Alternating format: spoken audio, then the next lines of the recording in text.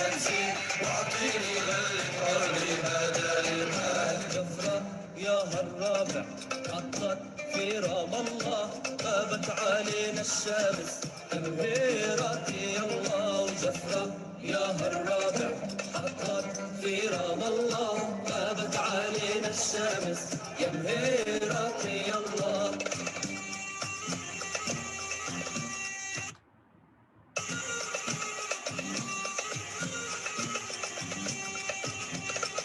من الموت ما بضمانك، من الموت وعد من الله، من الموت ما بضمانك، ومن الموت وعد من الله. أما اسمي واسمك سوا نزل في طلحية. وجفرة يا هالرابع في بين الدوالي، ومعلقها في الهوا تخاف يطوالي. جفرة يا هالرابع في بين. Hi Phil. Hey, Jackie. Hello. Is this Karmel? Hello.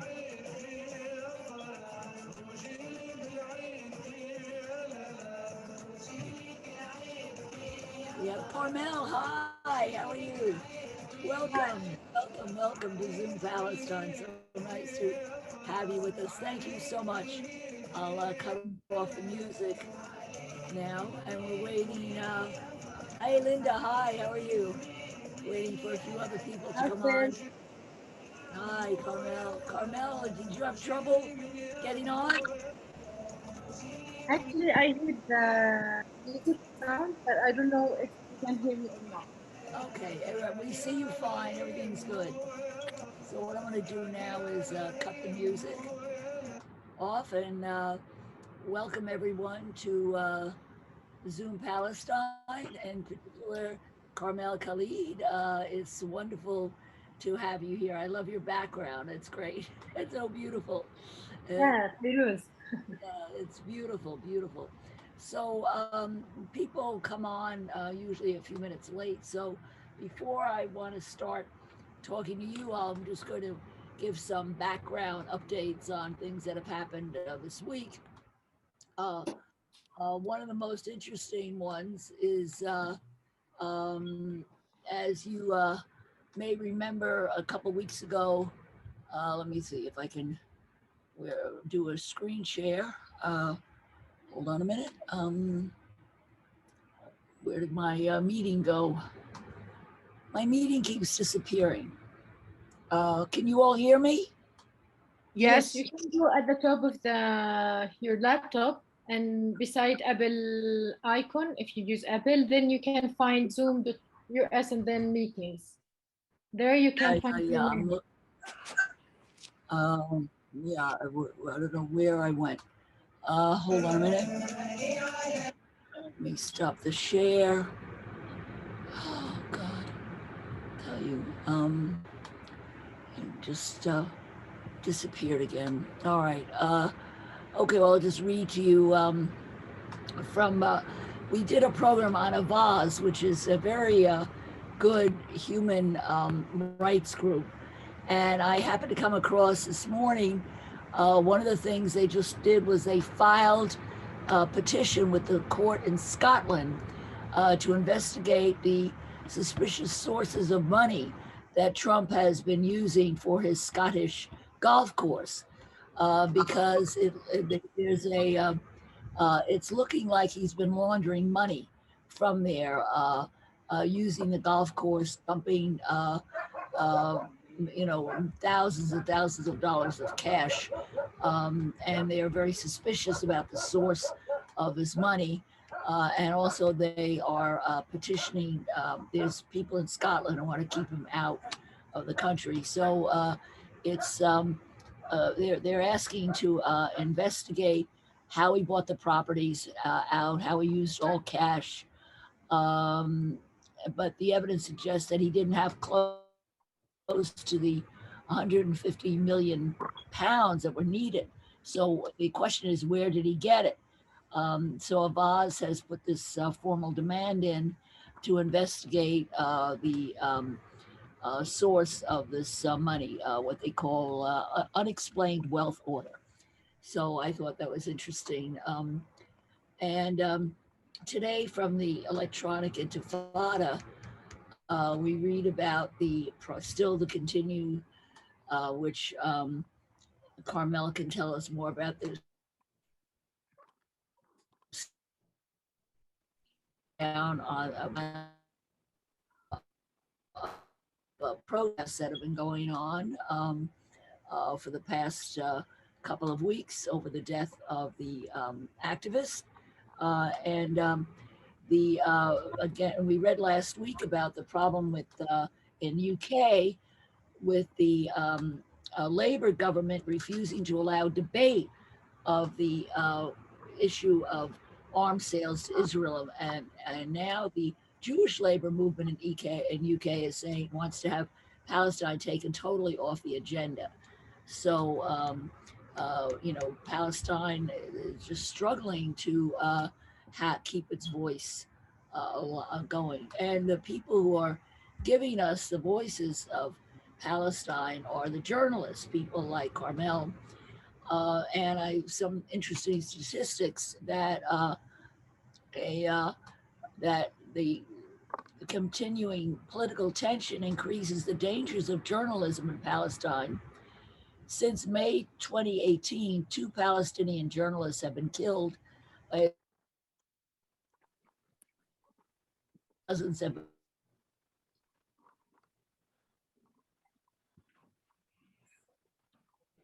been by the Israeli Defense Forces to disperse protests exposes reporters to the possibility of serious injury. At least three.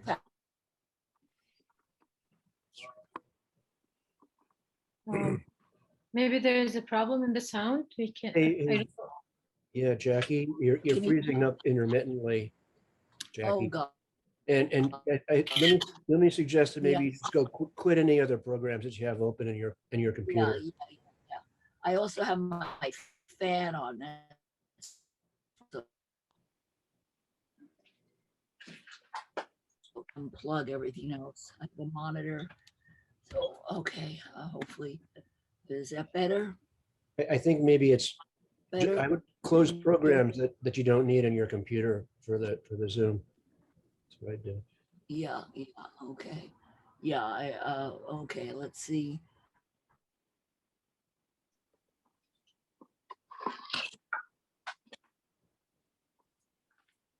I don't know why. It's New York City. We're supposed to have good internet. But anyhow, okay. Is that better? Can you hear me better now? Yes. Yeah. Okay. Yeah. I shut down a bunch of stuff. Okay. So, so we continue to have a problem for danger for the journalists trying to cover Palestine. At least 35 journalists evidently were attacked while covering the recent West Bank reports. So we have um, the use of the live rounds by the IDF forces makes it much more dangerous. Also, what they've been doing is subjecting Palestinian journalists to arrests, interrogation, and administrative detention, often without any clear grounds. In recent years, the Israeli authorities have also closed several Palestinian media outlets for allegedly inciting violence. For journalists, the price of there's a big price that they have to pay for covering journalism, and they have a problem not only with the IDF but with the rivalry between the various Palestinian factions as well.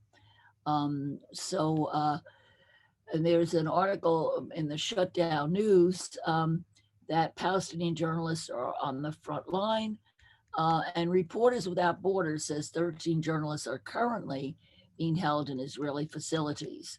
And we know about how the tower housing, Al Jazeera, AP, and other media outlets were bombed in Gaza City. So there's a continuing problem of journalists getting arrested. With that, we come to our wonderful journalist, Karmel Khaled, who was Phil Hopper's student, has a very interesting background, has a master's degree from graduate study at journalism in Qatar, has also from the Doha Institute for Graduate Studies, and her bachelor's degree from Al-Quds Bard College in Jerusalem and New York. Um, and she has had very interesting media background in Bethlehem, where she did TV production and radio, was a radio program presenter, and produced shows, and probably most courageously recently working for Doctors Without Borders as their media communications outreach person, helping inform people about COVID, and which was certainly a task that involved danger for her. So, Karmel, please welcome to Zoom Palestine, and please tell us what made you go into journalism. Thank you for this introduction. And one of the reasons that I choose to be a journalist is to feel people and to tell the truth, whether the truth is has different definition between people, but at least to send the voice of voiceless and to shed the lights on what we dream to build in our homeland, Palestine. And what made you go to Al-Quds University? Maybe you would be surprised, Philip Hooper. No, I wouldn't be surprised. I know he's a wonderful, wonderful teacher. So that's oops, sorry. So what did you have any experiences as a child that made you want to be a journalist and tell the truth? What, a lot of kids don't care about what's going on. Actually, yes. So I have a small story. In 2002, when the Nativity Church was seized by the Israeli soldier, Yes. I was not only nine years old. And at that time, I used to watch different news channel like Al Jazeera. And my favorite journalist at that time was Jivar al-Buderi, who's suffered from attack last weeks while covering Al-Sheikh Jarrah. So I used to hold my pen and imitate how she present the news on the TV. And this things started to grow up inside of me. And I also used to read the news, the books, follow up what's going on around me. And because I was living in the camp, Aida camp, so that time military forces, the Israeli soldier, they used to attack the camp and bomb. That time my house was bombed, and I didn't know what to do, how I can tell other people that part of our house was damaged, and I was mentally affected. I didn't feel very well for so long time. As a child, 9 years old, it's surprising for me to hear the sounds of bombing, to see the soldier with guns, and to even the curfew, like when you are forbidden to go to play in your yard. So this is one of the things that leads me to have that passion to journalism and journalists. Well, that's wonderful, because a lot of children would have the opposite, particularly girls would be fearful. What made you so brave? Do you have brothers and sisters? How did you turn out to be so brave? Yes, I have brothers and sisters, but I don't consider myself as brave as other of my journalists colleague, but at least I try to do my job as journalist and to tell the truth, to transfer what's going on to the world, what's happening in Palestine.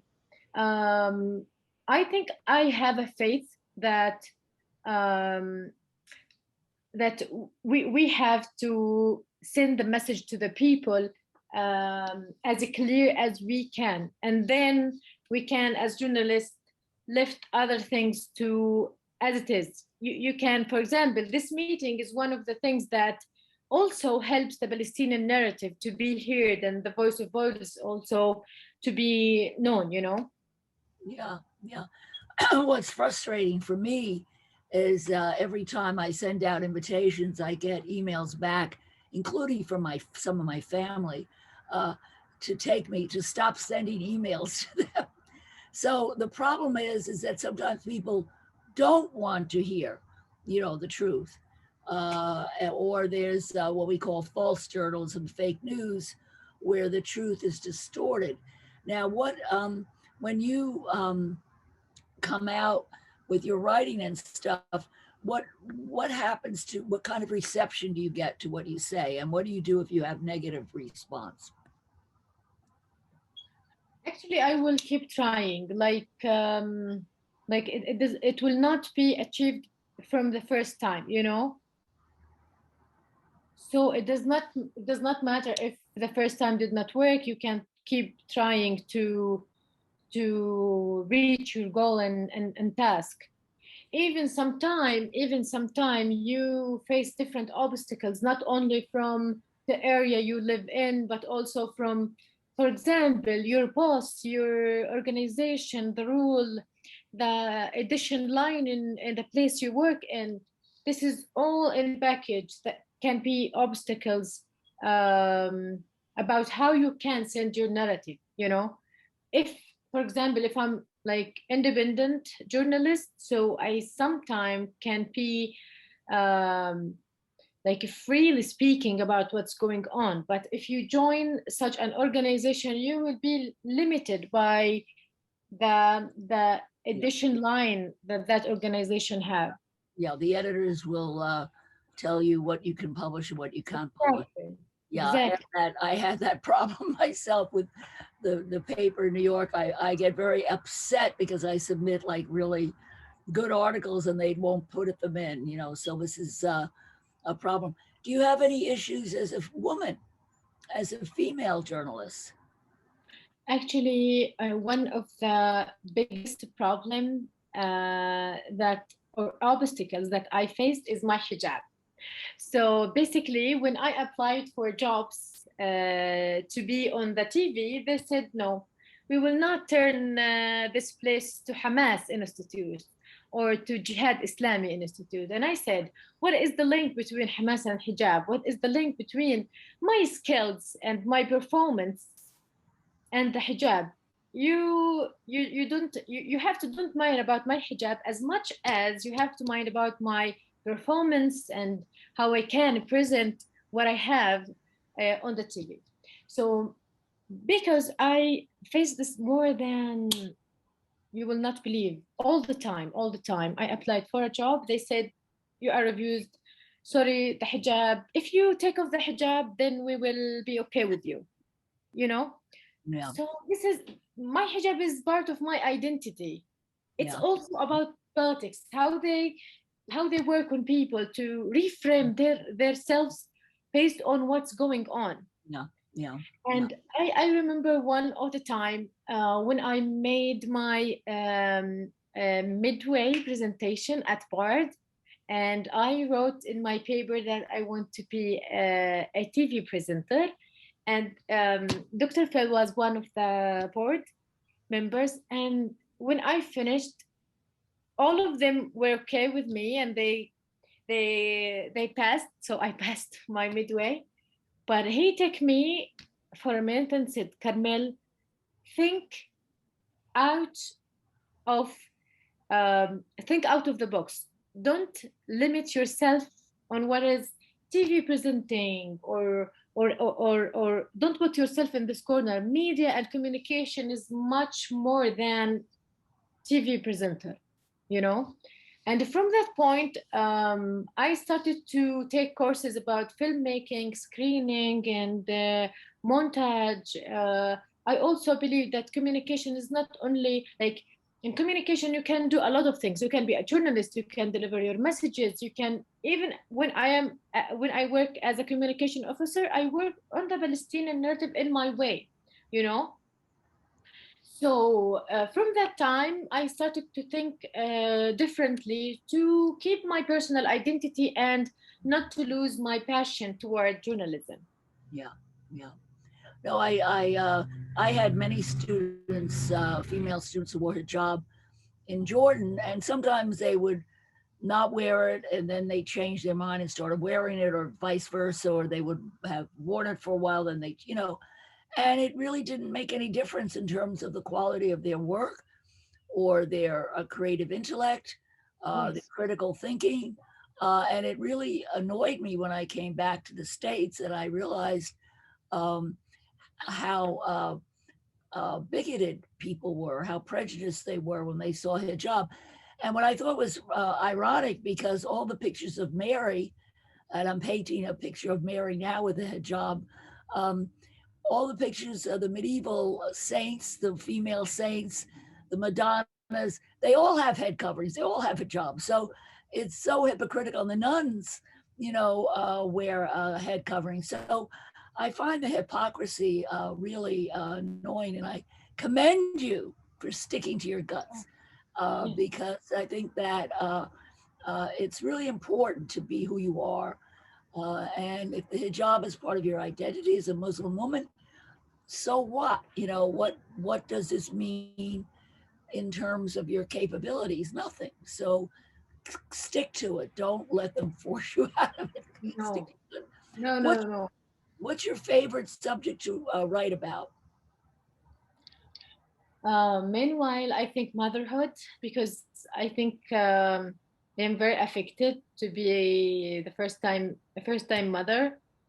And the point is how mothers can do a lot of things and a lot of tasks in one time. So as a journalist, your time gonna be not all the time is for yourself. You have your baby, your house, and job, your courses.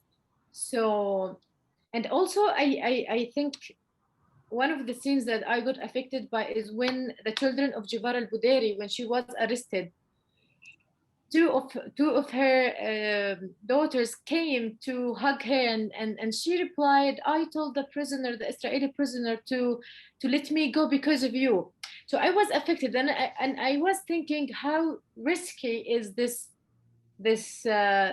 position is, to go and to cover what's going on in danger places and occupied, like conflict place, such as Sheikh Jarrah or whatever, in the West Bank, and then get back home with a feel of fear, worried about your daughters and children. Yeah. So this is one. The second thing is, for me, is the academic problems in journalism department in Palestinian universities. So I think academically there is a real problem in our Palestinian universities, because we have a lot of graduates who have journalism certificates, but they do not have enough skills. They are not prepared well for the market. They do not, like the university, also do not have a clear and strong vision how to prepare a journalist to the market. Mm. What I think the safety issue as a mother makes it even more difficult for you to do things that are dangerous and risky, because you know that your child needs you, and so you're to be commended to be able to be willing to take that risk, to see the bigger picture of what you're doing is important. What was the most dangerous situation you've been in as a journalist? In 2016, I was 15, sorry. I was working with one of the local radio station in Bethlehem. And they said, Karmel, we need you to go to Hebron to translate for some European journalists what's going on in Hebron, particularly in the old town where it's very occupied, military towers. I don't know if you have been there, but It's horrible. It's yes. terrifying. Terrible. So I didn't realize that I'm going into a Shuhada Street Yeah. that time, Yeah. where settlers, Israeli forces, Crazy. soldiers, and a lot of military tools at that area. So I was wearing the hijab, the same problem that I faced. So I entered with the journalists from Europe, and I start talking about what's going on. That time, 2015, the what they called it knife intifada, where Palestinian kids go and do some attacking for the Israeli soldiers. That time was very critical because, you know, what are you doing? And that time I didn't realize that it was the first year that I work in the field. I did not get yet the card of the Palestinian Union for journalists. And the manager, the boss, did not told me that you have to go to that risk area. So I was surprised that one of the women settlers attacked me, kicked me with her car keys, and they start shouting, "We will kill you." I cannot forget his name, Hisham al-Sharabati. He's one of the Palestinian activists in Shuhada Street. And he hired me in his house, and he said, "Okay, we will help you get out of this area."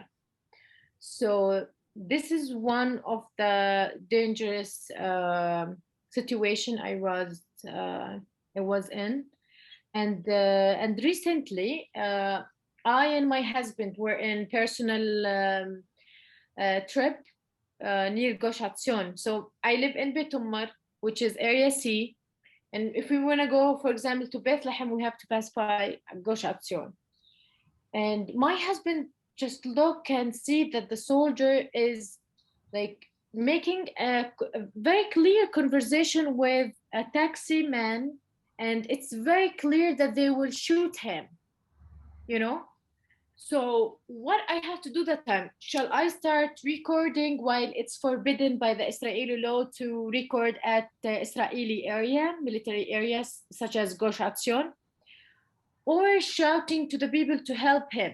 So what my husband did is he stopped his car near that man. He start wave his hands to people, "Please stop your car." And you know, this is far away, like faraway street, like it's highway street, so you cannot stop, you cannot you cannot do anything, you cannot even have a parking beside the rooms.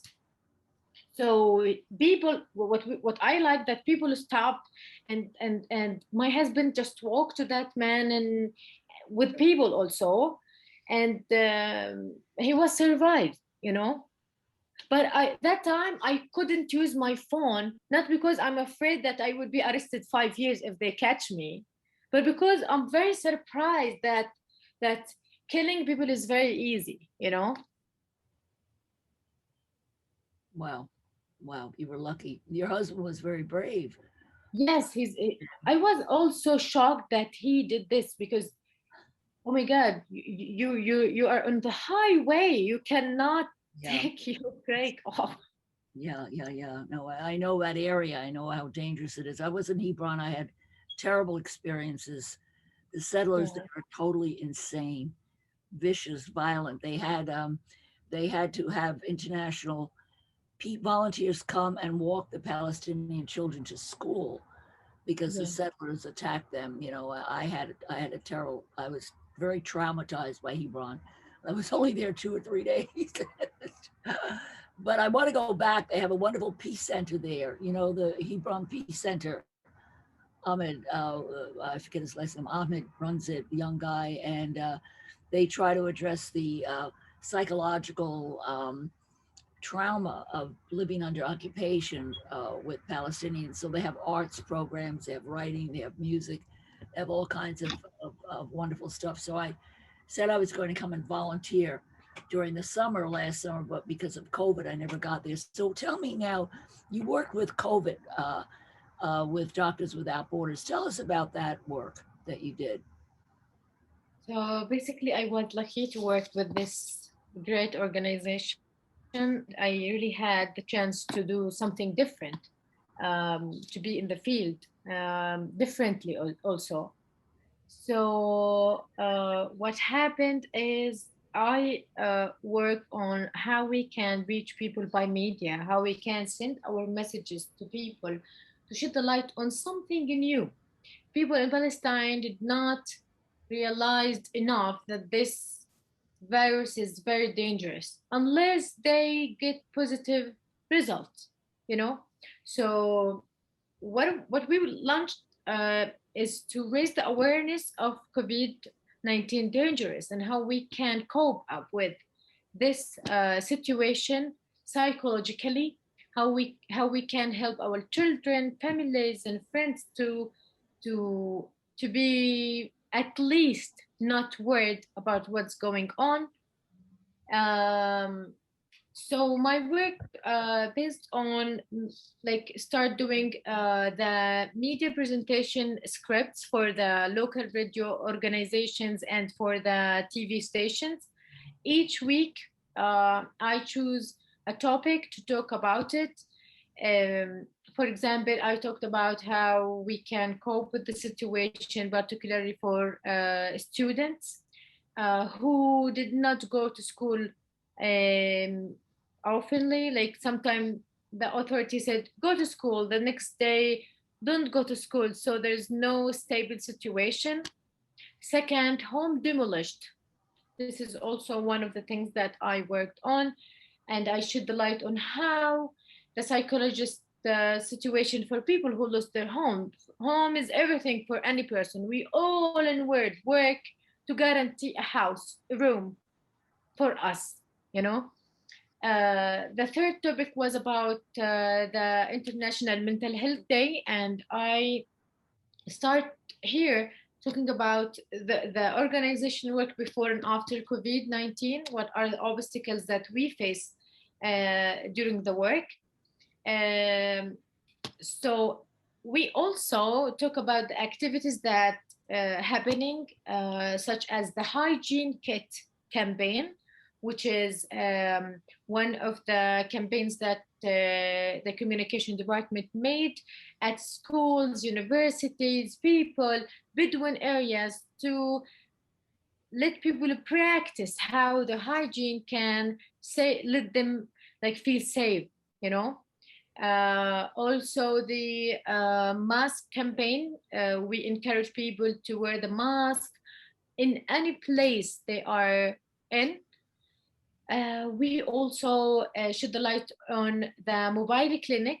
It's a mobile clinic in the marginalized area south of Hebron, where the Palestinian Authority cannot offer enough health medical services there. All of this was in the media. So basically, any activities that we had, we also use the media to let people know that we are doing this and this on the ground, and we also document this by filming and do some videos about what's going on. Mainly, the main messages were sent by spokespersons who are specialists in each topic. So, for example, if I want to talk about the hygiene kit, people who work on that, so I train them how to speak to the media, how to answer the messages in order to give people a clear and short message without any confusion. That's fabulous. Now, did Palestine get enough vaccine for vaccinations? Actually, the vaccination process is terrible in Palestine because I heard, yeah.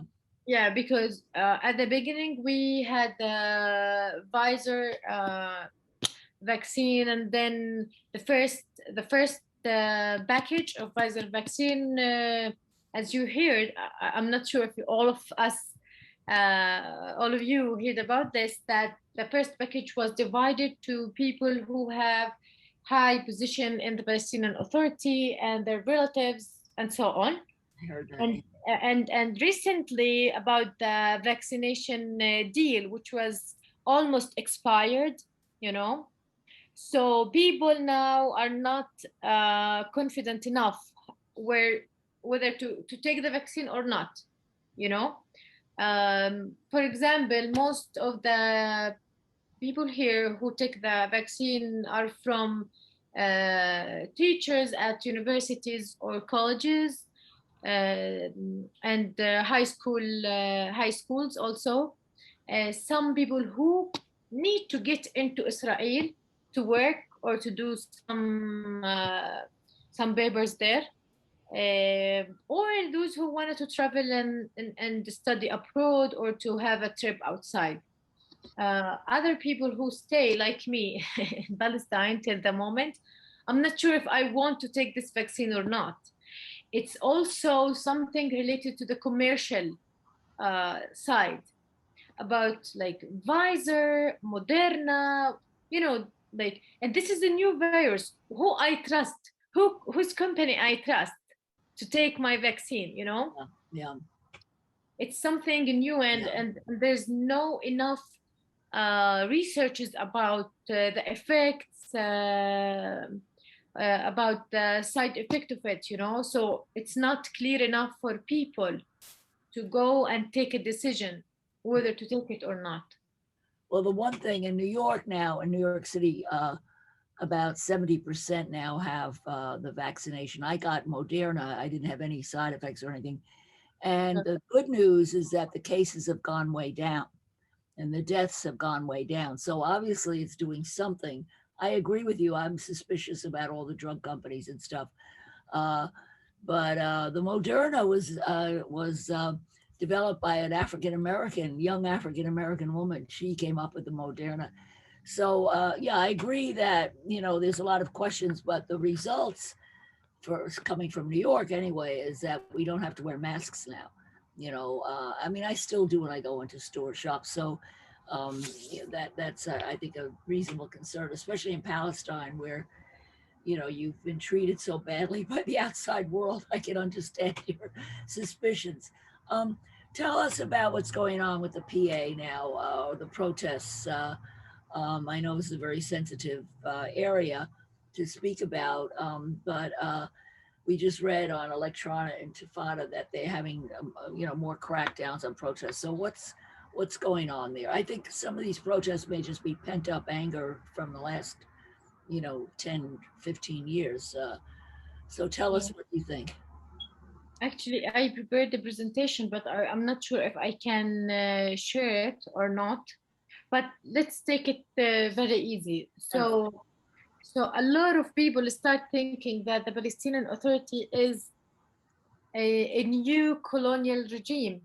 Yes, yeah. You know, because if you make a comparison between what the Israeli Authority is doing to the Palestinian from the attacking side and what happened since 2 weeks since Nizar Banat's death, you will figure out that today we have the same, like the Israeli and the Palestinian authorities are increasingly attacking Palestinians, including journalists, different people, because the Israeli forces like beating the Palestinian, displacing them, prevent them from the freedom of expression, and this is happening also by the Palestinian Authority.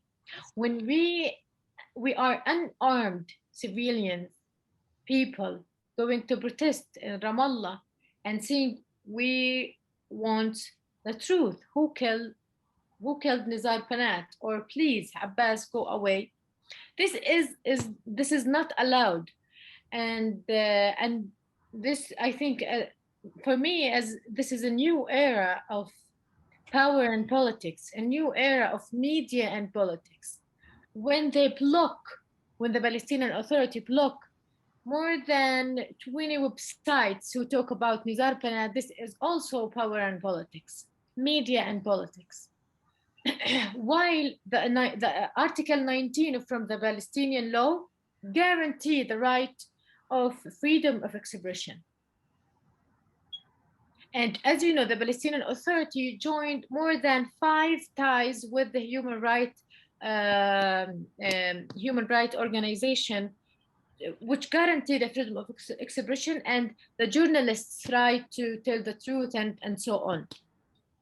A lot of journalists were attacked by the Palestinian Authority just because they cover what's going on in Ramallah, in Hebron, and in Bethlehem.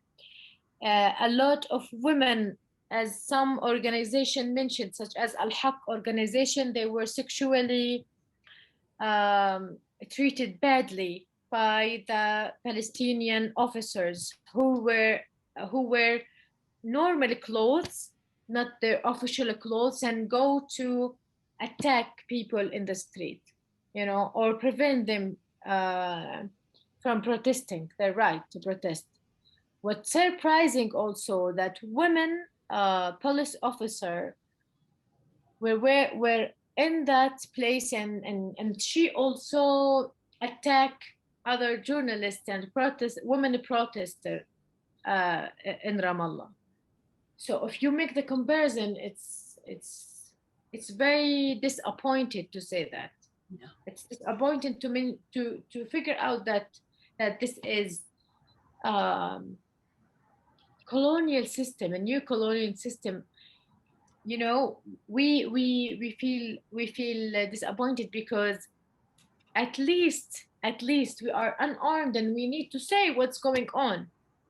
And who's journalists who have the affiliation to Fatah Party start spread the news on Facebook and social media that who is journalist is not allowed to protest.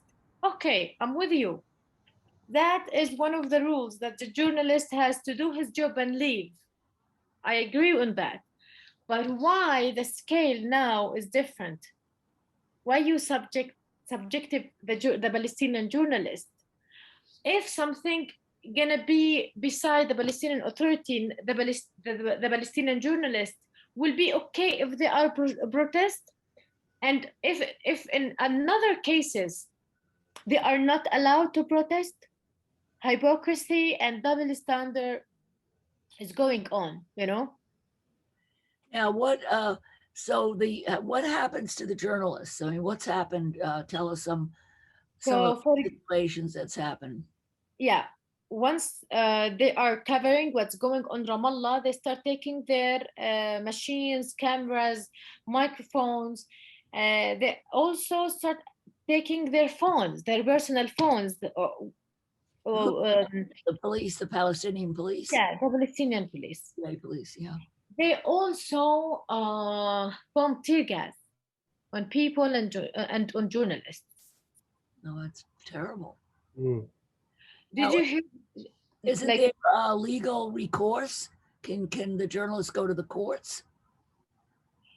I think there's I think one or two of the journalists went to Al-Haq organization to go to the court, but the Israeli military arrested the officer of that organization. So things are complicated. 3 of the Palestinian journalists, such as Abdulrahman Zahir, Ala al-Rimawi, were stopped by the Palestinian Authority. They are forbidden from going outside Palestine, and the investigation with them is in a process,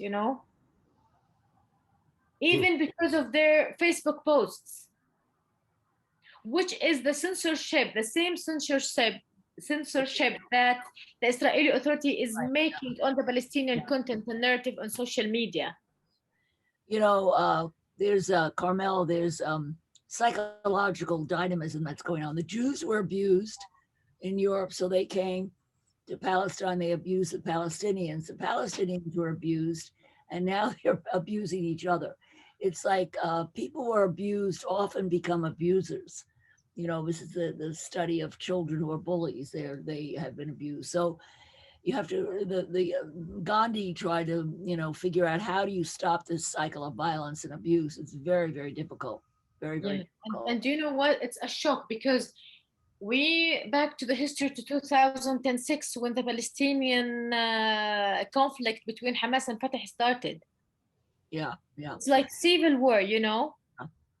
And one more thing, like a lot of people start analyzing that the kill of Nizar Banat is related to what is happening to in Sheikh Jarrah. They want to take people from that place to this case in order to not make them focus on the displacement that happening in Silwan and Sheikh Jarrah and so on. So people will not have the power to follow up everything, whether they want to fight the Israelis or they want to stop this regime, you know? Well, the Abbas has been a handmaiden for Israel in so many ways, So the cooperation between the PA and Israel has been going on for a long time. So Israel is delighted with all of this, I'm sure. And this is just so tragic and so sad. And is there any talk of another election?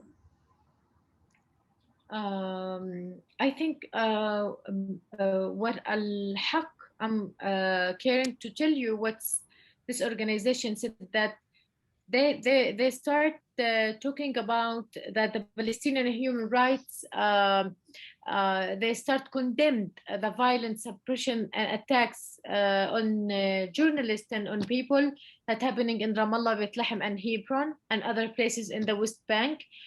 And they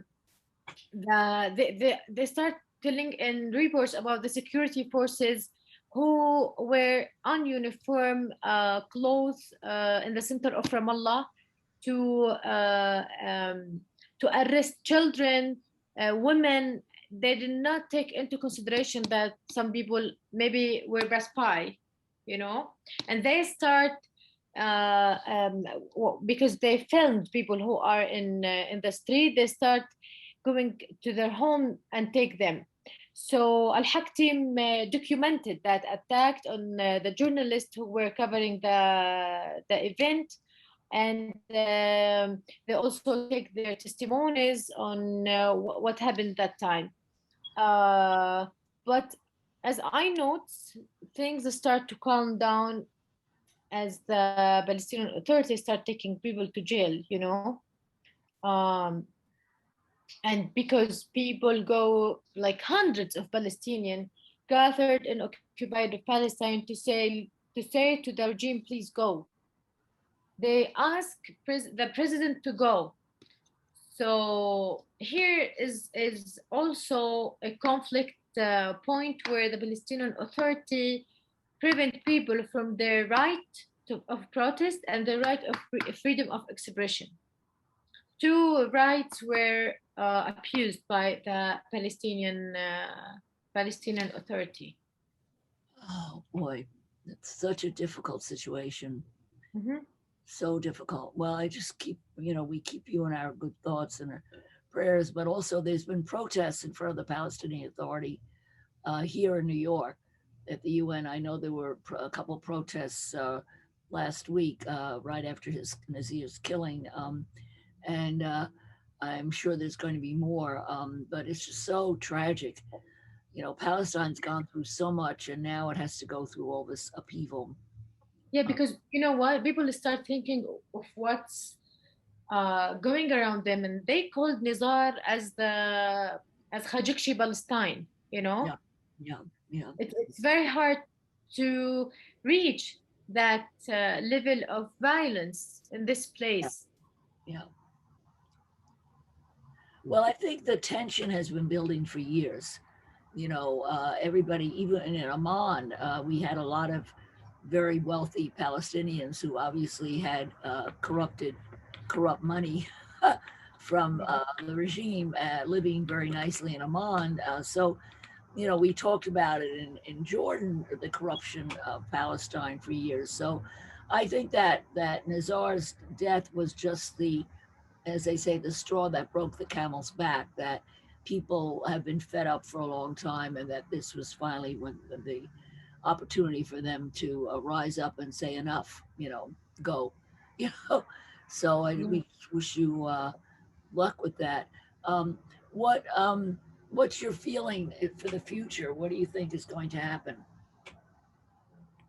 Um, it's a harder question actually because we don't have a free press, we don't have free journalists, you know.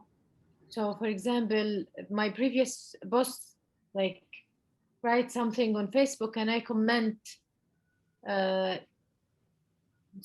like I feel that also the depression come because some journalists who have power because they are linked to the authority, they also control the media. They control what's going on the websites. They control what's going Yeah. on the newsreel.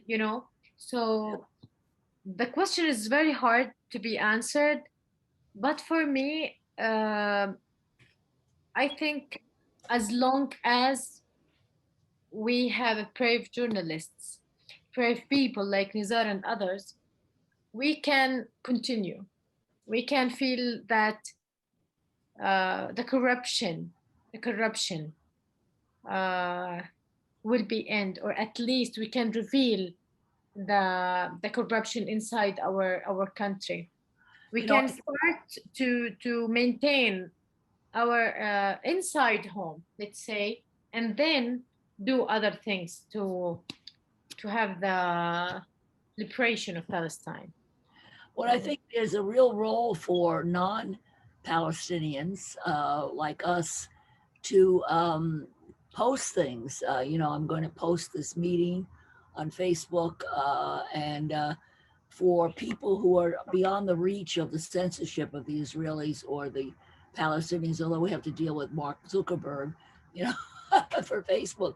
Um, but I think there's a real role for all of us here. Mary, welcome, and Linda, and Phil, and we have some people on Facebook, Madeline Lashak and Kamal Afsar, watching that all of us who are not in Palestine and are outside the reach of the PA and the Israeli censorship, that it's up to us to open our mouths and to post things and put petitions up. I'm thinking I could do a petition with a vase about it, and maybe I'll contact you, Carmel, on what kind of a petition we could cook up. But it seems to me that the international community really needs to step up and help you all, because you're in a very difficult situation. You can't say anything without censorship. You can get arrested or shot very easily. So you guys need help, and we care. So I think you just should know that there's a lot of people who care about you and about what's going on in Palestine. And thank you for sharing this information with us, because now we know we have a job. We have an important job to do. So I hope that we can stay in touch with you and have you back, because we need to put the pressure on, put the heat on the international community. And we have a new administration here. We got rid of Trump. So we have people in Congress who do care about Palestine. So I think that the potential is there for us. Have you made any films lately? What are you working on? What project are you working on now besides staying alive and not getting shot? So, so since I am done with my master, so I start applying for a job as usual. The situation in Palestine is not easy to have a job, but the personal project that I made is a story about a woman who lost her house. So I can send you the link to share with the colleagues. Yes. I feel that I'm very affected with the idea of home demolished, because I really realized that start building a family that we work very hard to have a house. Yeah. So, like you know, the last war in Gaza, people lost their homes, and where they spent all of their lives working to Right. build them. You know, Heartbreaking. yeah. So this is the last thing that personally I worked on, not with any organization. Yeah. I think that's very important. I saw that on your resume that you were doing that project, and I think, yeah, send me the link and I'll send it out to people because I think that what you're saying is very profound and addresses the most fundamental human experience that we have a place to sleep, and a place to eat and a place to call our own. And losing that is such a great tragedy. My heart just goes out. I watch these pictures of them demolishing and women crying outside, and I'm crying with them. It's so brutal and so inhumane what they're doing. And I know a lot of these settlers that come from Brooklyn. They're losers from Brooklyn who can't make it in the United States. So, they are. You know who I'm talking about. I mean, Phil lives in Linda. They know what I'm talking about. Mary. Um, these people are can't make it here in the United States. They go to Israel because they get so many perks. They get a free house. They get money. They get education. I mean, they have a much better life there than they would have in Brooklyn because they're losers and most of them don't have an ability to succeed. Hi, Thomas. Welcome to. He's just joined us. So um, to see that these people are taking homes from Palestinians who've lived there for hundreds of years is just for me heartbreaking. I was in a village outside Jerusalem, um, and Arun, I think it was called Abud, I think, and Abu. yeah, Abud, yeah, and the family that I was staying with, they had so much problem with the settlers throwing sewage into their water supply, dirty diapers, shit, excuse my language, etc. And their olive trees being destroyed. Their property was divided up, so it took the guy in order to water his crops and take care of his animals like 2 hours detouring. And it was just, listening to their story, I thought, how inhumane this is. This is like um, the most brutal thing you can do to people is to impact their homes and their livelihoods. So I just, I want you to know that there are people that care in this country, a lot of us, and we're here today. There's a great group called Brooklyn for Peace.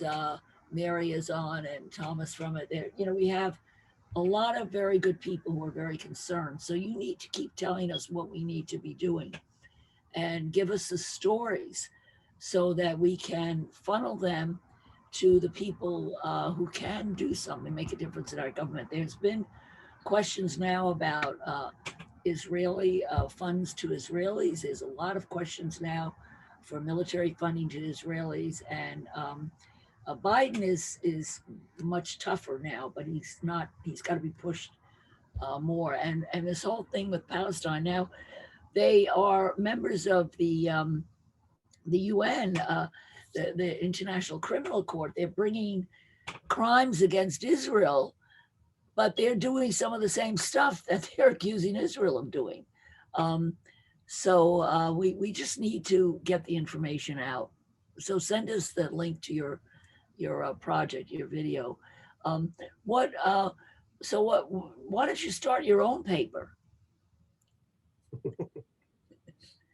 Really? What is the game? Start your own newspaper. Actually, I told you about my passion and how I can really build up something for me. And because also my father worked for more than 30 years in a newspaper, actually abroad in Abu Dhabi and Jordan, beside his basic job as a teacher, Arabic teacher.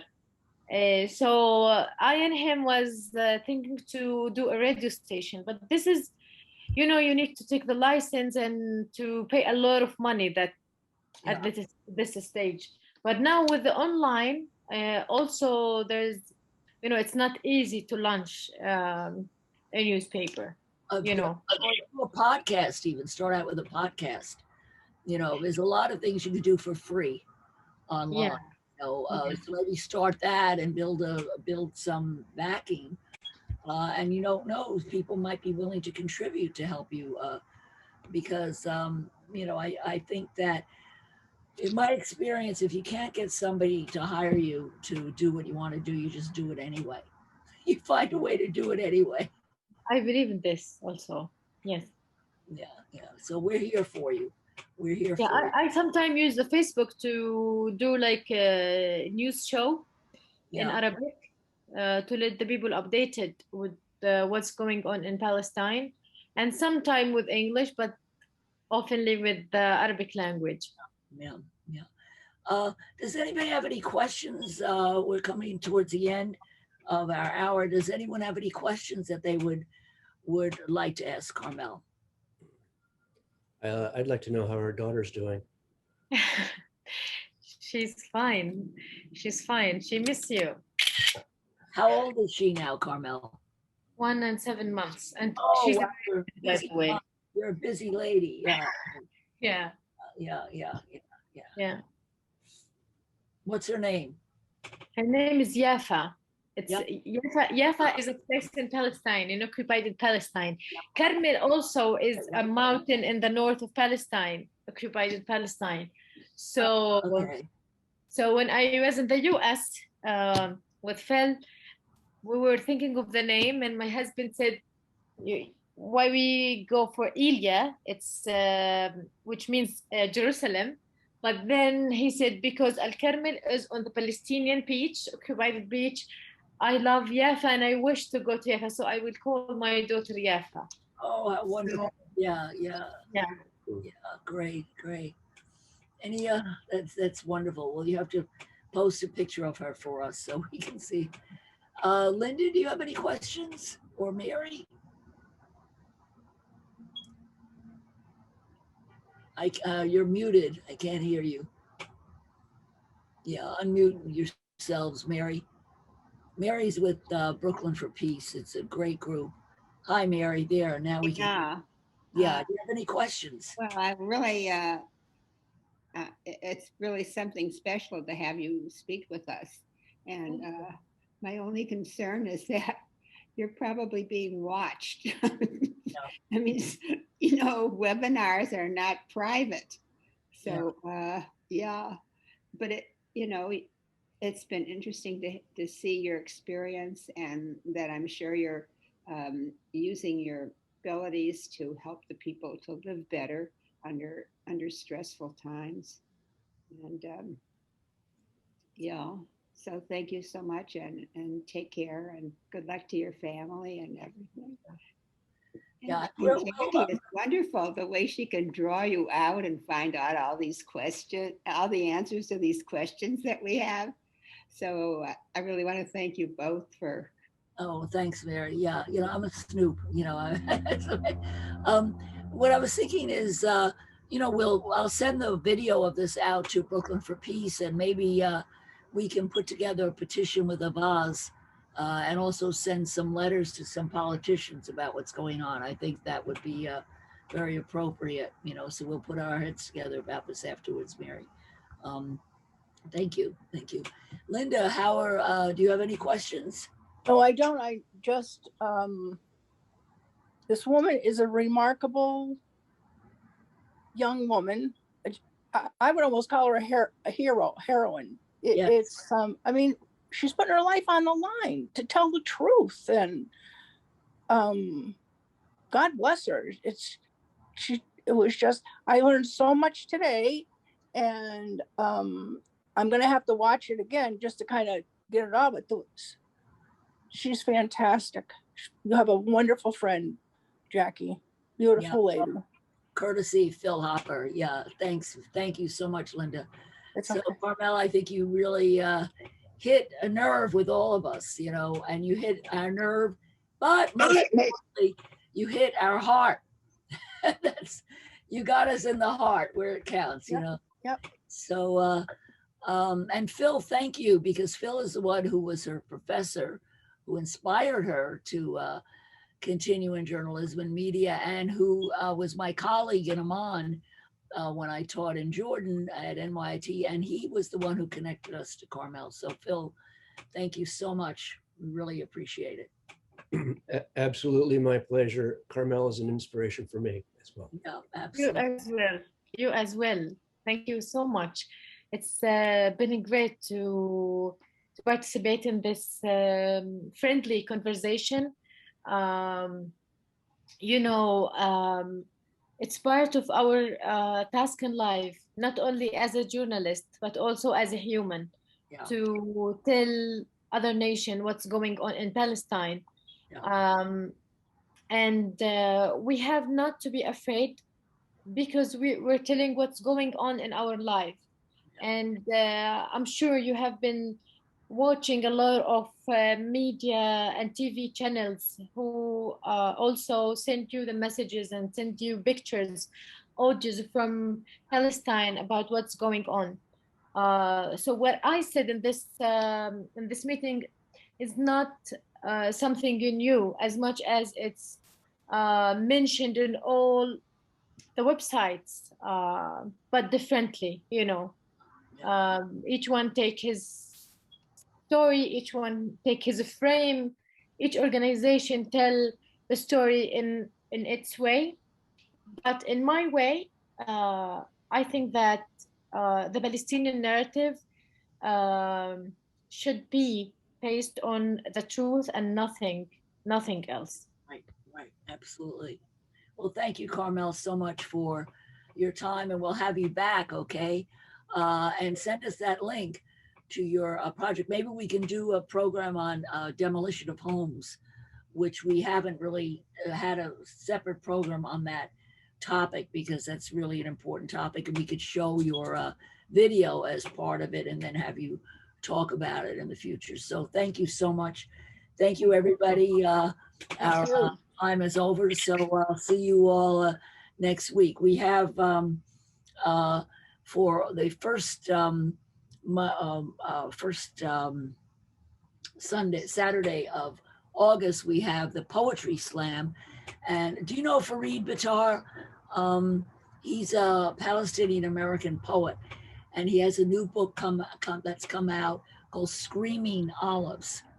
And he's going to do a book launch on our show. So that will be August, the first Saturday in August. I'll send you all a link to it. But he's a very powerful poet and a powerful speaker. So we look forward to that. So God bless everybody. Have a safe week. Stay safe. Linda and I are in a spiritual Franciscan Tao community. We're all going to be praying for you all week, right, Linda? Absolutely. Absolutely. Yes. Okay. All right. God bless. God bless. Thank you again. Okay. Beautiful. Thank you for coming. Thank you. Thank you so much, Carmel. Thank you, Phil. Have a good day, all of you. Okay. Bye-bye. Bye.